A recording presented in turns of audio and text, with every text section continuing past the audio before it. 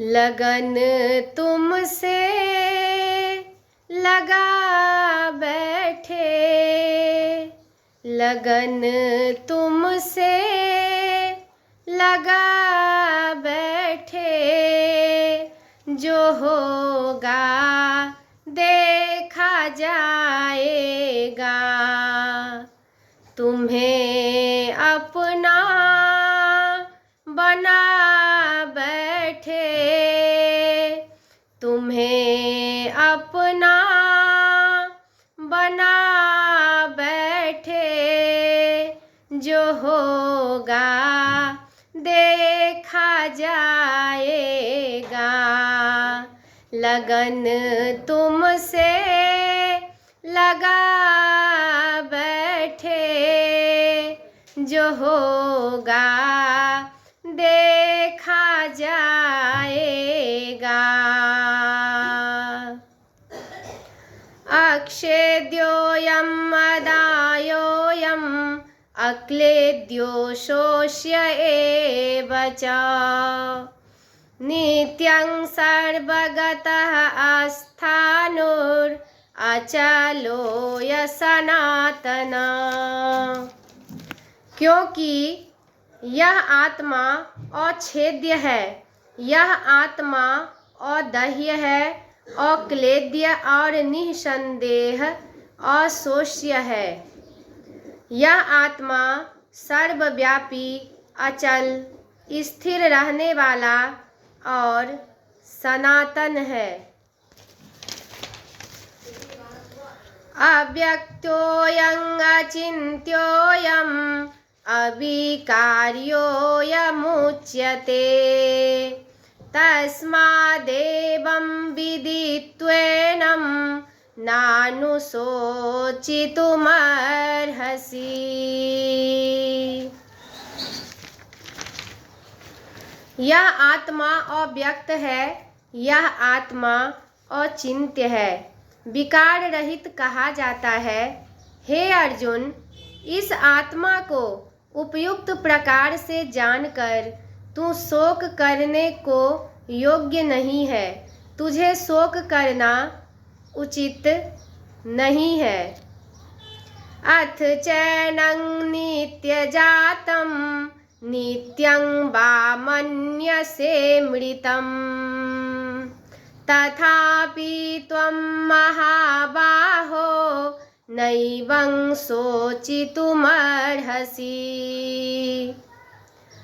किंतु यदि तू इस आत्मा को सदा जन्मने वाला तथा सदा मरने वाला मानता है, तो हे महाबाहो, तू इस प्रकार शोक करने के योग्य नहीं है।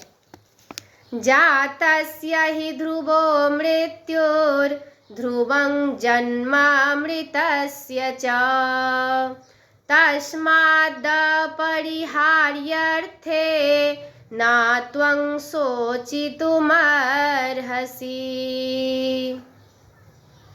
क्योंकि इस मान्यता के अनुसार जन्मे हुए की मृत्यु निश्चित है और मरे हुए का जन्म निश्चित है। इससे इस बिना उपाय वाले विषय में तू शोक करने के योग्य नहीं है। अव्यक्तादीनि भूतानि व्यक्तमध्यानि भारत, अव्यक्तनिधनान्येव तत्र का परिदेवना। हे अर्जुन, संपूर्ण प्राणी जन्म से पहले अप्रकट थे और मरने के बाद भी अप्रकट हो जाने वाले हैं, केवल बीच में ही प्रकट है। फिर ऐसी स्थिति में क्या शोक करना है? आश्चर्यवत् पश्यति कश्चिदेनम् आश्चर्यवदति तथैव चान्यः, आश्चर्यवच्चैनमन्यः शृणोति श्रुत्वाप्येनं वेद न चैव कश्चित्। कोई एक महापुरुष इस आत्मा को आश्चर्य की भांति देखता है, वैसे ही दूसरा कोई महापुरुष ही इसके तत्व का आश्चर्य की भांति वर्णन करता है, तथा दूसरा कोई अधिकारी पुरुष ही इसे आश्चर्य की भांति सुनता है। कोई ना कोई सुनकर भी इसको नहीं जानता। देहि नित्यं अवध्योऽयं देहे सर्वस्व भारत। तस्मात् सर्वाणि भूतानि न त्वं शोचितुमर्हसि। हे अर्जुन, यह आत्मा सबके शरीरों में सदा ही अवध्य है। इस कारण संपूर्ण प्राणियों के लिए तू शोक करने के योग्य नहीं है।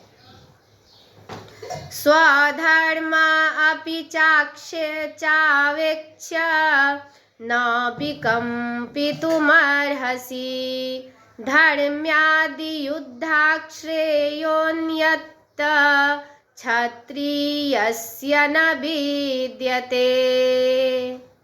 अपने धर्म को देखकर तू भय करने योग्य नहीं है।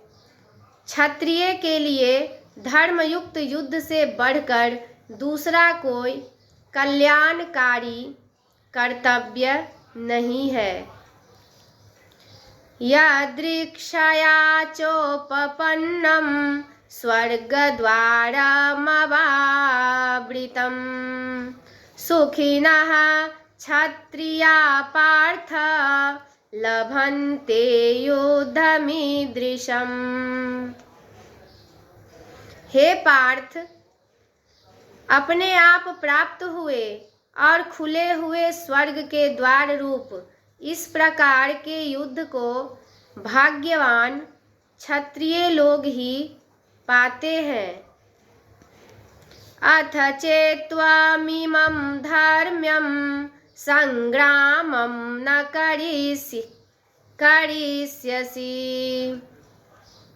ततः स्वधर्मम् अकीर्तिं च हित्वा पापमवास्यसि। यदि तू इस धर्म युद्ध को नहीं करेगा तो स्वधर्म और कीर्ति को खोकर पाप को प्राप्त होगा। अकीर्तिं चापि भूतानि कथयिष्यन्ति ते व्ययाम् संभावितस्य चाकीर्तिर्मरणादतिरिच्यते। सब लोग तेरी बहुत काल तक रहने वाली अपकीर्ति का भी कथन करेंगे और माननीय पुरुष के लिए अपकीर्ति मरण से भी बढ़कर है। भयाद्रनादुपरतं मन्यन्ते त्वां महारथा ये खां च त्वं बहुमतो भूत्वा यास्यसि लाघवम्। जिनकी दृष्टि में तू पहले बहुत सम्मानित होकर अब लघुता को प्राप्त होगा, वे महारथी लोग तुझे भय के कारण युद्ध से हटा हुआ मानेंगे। अवाच्यवादांश्च बहून् वदिष्यन्ति तवाहिता निन्दन्तस्तव सामर्थ्य ततो दुःखतरं नु किम्। बैरी लोग तेरे सामर्थ्य की निंदा करते हुए तुझे बहुत से कहने योग्य वचन भी कहेंगे, उससे अधिक दुख और क्या होगा। हतो वा प्राप्स्यसि स्वर्गं जित्वा वा भोक्ष्यसे महिम् तस्मादुत्तिष्ठति कौन्तेय युद्धाय कृतनिश्चयः। या तो तू युद्ध में मारा जाकर स्वर्ग को प्राप्त होगा अथवा संग्राम में जीतकर पृथ्वी का राज्य भोगेगा। इस कारण हे अर्जुन, तू युद्ध के लिए निश्चय करके खड़ा हो जा। सुख दुखे समे कृत्वा लाभालाभौ जया जयौ ततो युद्धाय युज्यस्व नैवं पापमवाप्स्यसि। जय पराजय, लाभ हानि, सुख दुख को समान समझकर उसके बाद युद्ध के लिए तैयार हो जा। इस प्रकार युद्ध करने से तू पाप को नहीं प्राप्त होगा। एषा ते विहिता सांख्ये बुद्धिर्योगे त्विमां शृणु बुद्ध्या युक्तो यया पार्थ कर्मबन्धं प्रहास्यसि। हे पार्थ, यह बुद्धि तेरे लिए ज्ञान योग के विषय में कही गई। अब तो इसको कर्म योग के विषय में सुन। जिस बुद्धि से युक्त हुआ तू कर्मों के बंधन को भली भांति त्याग देगा, सर्वथा नष्ट कर डालेगा। नेहाभ्रिक्रमनाशोऽस्ति प्रत्यवायो न विद्यते स्वल्पमप्यस्य धर्मस्य त्रायते महतो भयात्।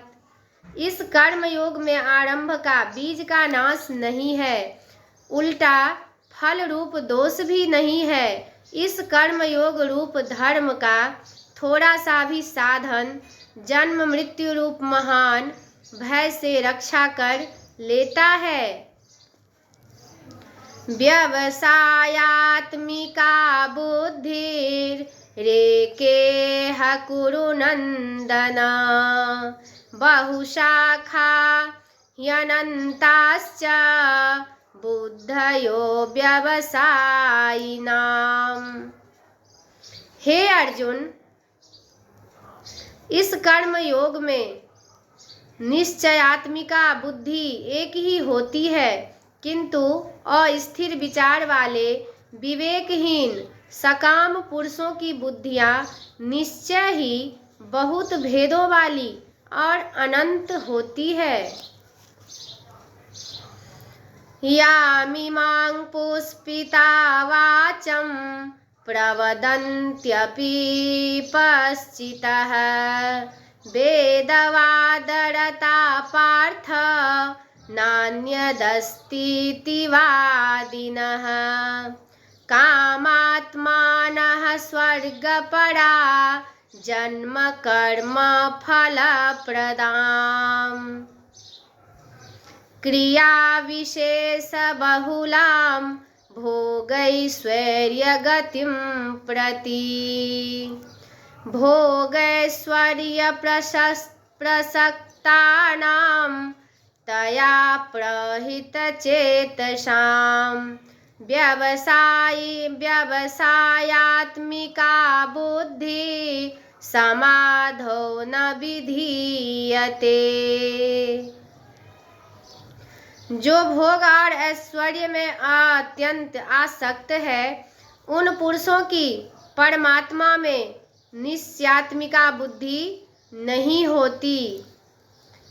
त्रैगुण्य विषया वेदा निशस्त्रैगुण्यो भवार्जुनः निर्द्वन्द्वो नित्यसत्त्वस्थो निर्योगक्षेम आत्मवान्। हे अर्जुन, हर्ष शोकादि द्वंद्वों से रहित नित्य वस्तु परमात्मा में स्थित योगक्षेम को न चाहने वाला और स्वाधीन अंतःकरण वाला हो।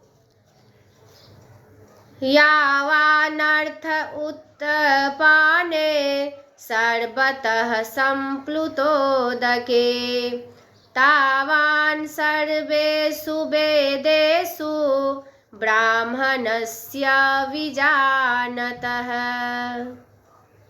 सब ओर से परिपूर्ण जलाशय को प्राप्त हो जाने पर छोटे जलाशय में मनुष्य का जितना प्रयोजन रहता है, ब्रह्म को तत्व से जानने वाले ब्राह्मण का समस्त वेदों में उतना ही प्रयोजन रह जाता है।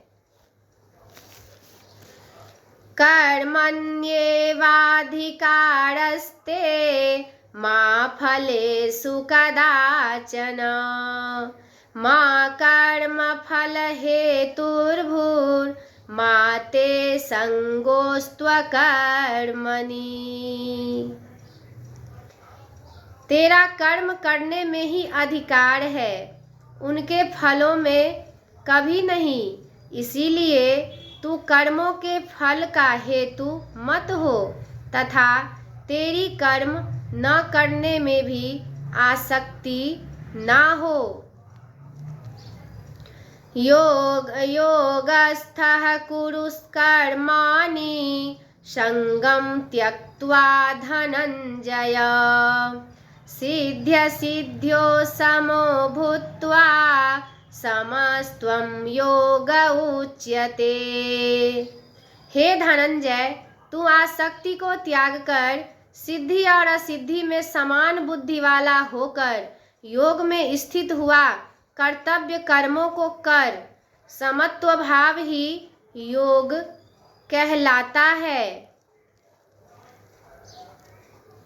दूरेण ह्यवरं कर्म बुद्धि योगा धनंजय बुद्धो शरणमनवीक्षा कृपणाः फलहेतवः। इसीलिए हे धनंजय, तू समबुद्धि में ही रक्षा का उपाय ढूंढ, क्योंकि फल के हेतु बनने वाले अत्यंत दीन है। बुद्धियुक्तो जहातीह उभे सुकृत दुष्कृते तस्माद्योगाय युज्यस्व योगः कर्मसु कौशलम्। समत्व रूप योग में लग जा। यह समत्व रूप योग ही कर्मों में कुशलता है, कर्म बंधन से छूटने का उपाय है। कर्मजं बुद्धियुक्ता हि फलं त्यक्त्वा मनीषिणः जन्मबन्ध विनिर्मुक्ता पदं गच्छन्त्यनामयम्। कर्मों से उत्पन्न होने वाले फल को त्याग कर जन्म रूप बंधन से मुक्त हो निर्विकार परम पद को प्राप्त हो जाते हैं। यदा ते मोह कलिलं बुद्धिर्व्यतितरिष्यति तदा गतांसि निर्वेदं श्रोतव्यस्य श्रुतस्य च। जिस काल में तेरी बुद्धि मोह रूप दलदल को भली भांति पार कर जाएगी, उस समय तू सुने हुए और सुनने में आने वाले इस लोक परलोक संबंधी सभी भोगों से वैराग्य को प्राप्त हो जाएगा। श्रुति विप्रतिपन्ना ते यदा स्थास्यति निश्चला समाधावचला बुद्धिस् तदा योगमवाप्स्यसि। तब तू योग को प्राप्त हो जाएगा, तेरा परमात्मा से नित्य संयोग हो जाएगा। अर्जुन उवाच स्थितप्रज्ञस्य का भाषा समाधिस्थस्य केशव स्थितधिकी प्रभाषेत किमासीत व्रजेत किम। अर्जुन बोले, हे केशव, समाधि में स्थित परमात्मा को प्राप्त हुए स्थिर बुद्धि पुरुष का क्या लक्षण है? वह स्थिर बुद्धि पुरुष कैसे बोलता है, कैसे बैठता है और कैसे चलता है? श्री भगवानुवाच प्रजहाति यदा कामान् सर्वान् पार्थ मनोगतान् आत्मन्येवात्मना तुष्टः स्थितप्रज्ञस्तद्योच्यते। संपूर्ण कामनाओं को भली भांति त्याग देता है और आत्मा से आत्मा में ही संतुष्ट रहता है, उस काल में वह स्थित प्रज्ञ कहा जाता है। दुःखेष्वनुद्विग्नं नः सुखेषु विगतस्पृहः वीतरागः भयक्रोधः स्थितधीर्मुनिरोच्यते। राग भय और क्रोध नष्ट हो गए हैं, ऐसा मुनि स्थिर बुद्धि कहा जाता है। यह सर्वत्रानभिस्नेहस्ततस्प्राप्य शुभाशुभं नाभिनन्दति न द्वेष्टि तस्य प्रज्ञा प्रतिष्ठिता।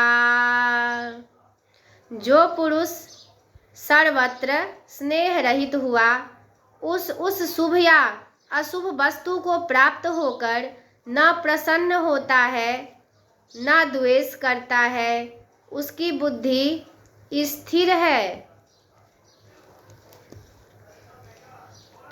यदा संहरते चायं कुर्कुर्मो अंगानीव सर्वशः इंद्रियाणीन्द्रियार्थेभ्यस्तस्य प्रज्ञा प्रतिष्ठिता। इंद्रियों को सब प्रकार से हटा लेता है, तब उसकी बुद्धि स्थिर है, ऐसा समझना चाहिए। विषया विनिर्वर्तन्ते निराहारस्य देहिनः रजवर्जं रसोऽप्यस्य परं दृष्ट्वा निवर्तते। इंद्रियों के द्वारा विषयों को ग्रहण न करने वाला पुरुष के भी केवल विषय तो निवृत्त हो जाते हैं, परंतु उसमें रहने वाली आसक्ति निवृत्त नहीं होती। इस स्थित प्रज्ञ पुरुष की तो आसक्ति भी परमात्मा का साक्षात्कार करके निवृत्त हो जाती है। यततो ह्यपि कौन्तेयः पुरुषस्य विपश्चितः इंद्रियाणि प्रमाथीनि हरन्ति प्रसभं मनः। हे अर्जुन, आसक्ति का नाश न होने के कारण ये प्रमथन स्वभाव वाली इंद्रियां यत्न करते हुए बुद्धिमान पुरुष के मन को भी वलात हर लेती है। तानि सर्वाणि संयम्य युक्त आसीत मत्परः वशे हि यस्य इन्द्रियाणि तस्य प्रज्ञा प्रतिष्ठिता। जिस पुरुष की इंद्रियां बस में होती है उसी की बुद्धि स्थिर हो जाती है। ध्यायतो विषयान् पुंसः संगस्तेषु प्रजायते संगास्त संजायते कामः कामात् क्रोधोऽभिजायते। कामना में विघ्न पड़ने से क्रोध उत्पन्न होता है।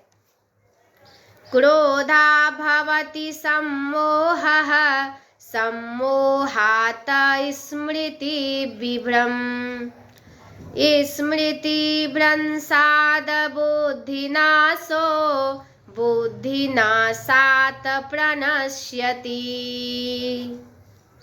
ज्ञान शक्ति का नाश हो जाता है और बुद्धि का नाश हो जाने से यह पुरुष अपनी स्थिति से गिर जाता है। राग द्वेष वियुक्तेस्तु विषयानिन्द्रियैश्चरन् आत्मवश्यैर्विधेयात्मा प्रसादमधिगच्छति। अपने अधीन किए हुए अंतःकरण वाला साधक अपने वश में की हुई राग द्वेष से रहित इंद्रियों द्वारा विषयों में विचरण करता हुआ अंतःकरण की प्रसन्नता को प्राप्त होता है। प्रसादे सर्वदुःखानां हानिरस्योपजायते प्रसन्नचेतसो ह्यासु बुद्धिर्पर्यवतिष्ठते। शीघ्र ही सब ओर से हटकर एक परमात्मा में ही भली भांति स्थिर हो जाती है। नास्ति बुद्धिरयुक्तस्य न चायुक्तस्य भावना न चाभावयतः शांतिर्शान्तस्य कुतः सुखम। भावनाहीन मनुष्य को शांति नहीं मिलती और शांति रहित मनुष्य को सुख कैसे मिल सकता है।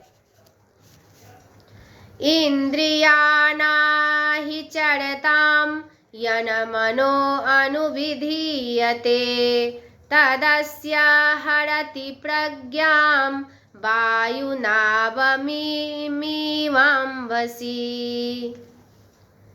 वह एक ही इंद्रिय इस आयुक्त पुरुष की बुद्धि को हर लेती है।